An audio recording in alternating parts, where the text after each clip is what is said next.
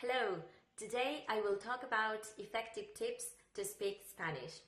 Whether you have a language partner or it's your first class with a teacher or you want to practice conversation with a native speaker or maybe you are traveling to Spanish speaking country. So what are the tips in which you can feel more comfortable speaking Spanish?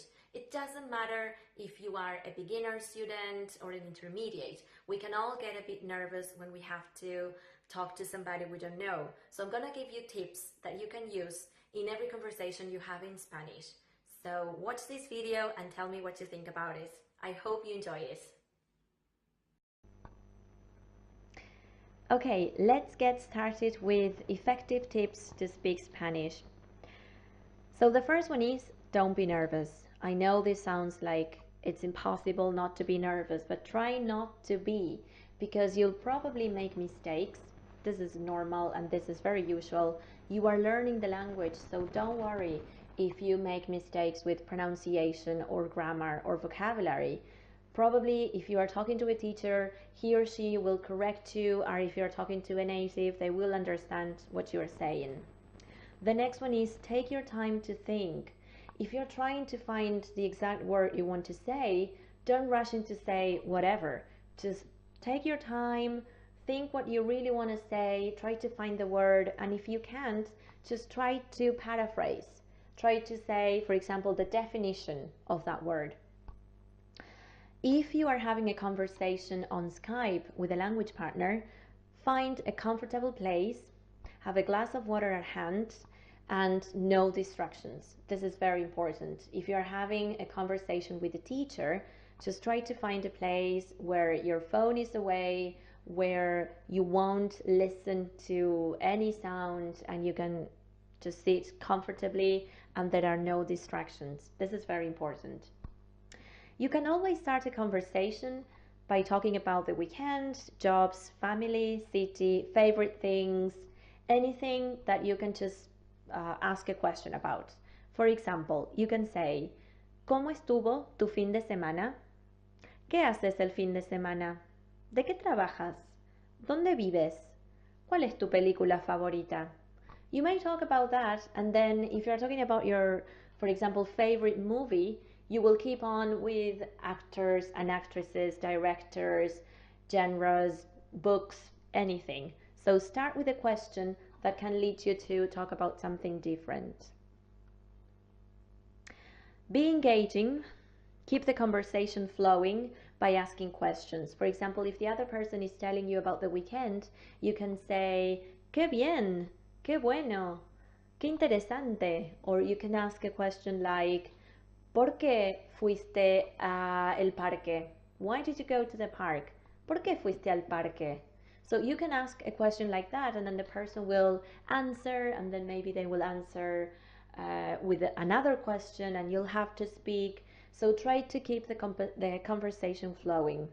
And very important, show interest. If the person is saying, oh, you know that last weekend was my birthday, you can say, ah, qué bien, feliz cumpleaños. Not just like mute or you are silent and you don't say anything, but try to show interest because the other person, that your language partner or the teacher, is telling you something that it has some value for them. So show interest. Be polite, obviously, and avoid controversial topics. So if this is the first time you are having a conversation with a native speaker and he or she is your language partner, just try to avoid topics in which they may feel uncomfortable. It's better to start off with the weekend, jobs, family, like you can ask, ¿con quién vives? Who do you live with? Well, I live with my mom, my dad, or I live with my sister. So avoid controversial topics and don't make it a monologue. If you're talking about your weekend, just don't speak for like 15 minutes without asking any questions. Like, for example, you can say, last weekend I visited the coast. El fin de semana pasado visité la costa. ¿Has visitado alguna vez la costa de, for example, whatever place you're talking about? Or you can say, fui al zoológico. ¿Te gusta el zoológico? And then the other person will answer. And then you can keep on saying and talking about what you did at the zoo. But don't make it a monologue. Just let the other person interact as well. If you are having a conversation with a language partner for the first time and you're having a video call, set a time for that conversation. It could be 30 minutes or 45 minutes or 60 minutes or 90 minutes. You decide. It's better if you split the time. For example, if you are learning Spanish and the other person will teach you another language, French or whatever. So you can say, well, 30 minutes for Spanish so I can learn, and the other 30 minutes you teach me, I teach you French, for example. So both of you will have the exact amount of time learning the language you want.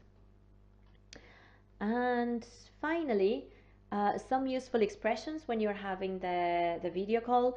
These may happen because, internet sometimes doesn't work well, or maybe the signal is not very strong, or maybe you didn't understand because the person spoke very fast. So some of the questions you can ask are: Disculpa, ¿puedes repetir?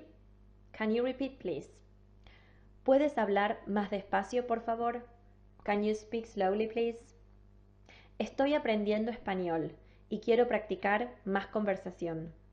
I am learning Spanish and I want to practice more conversation. Necesito tiempo para pensar la respuesta. I need time to think about the answer. Disculpa, la señal de internet no es buena.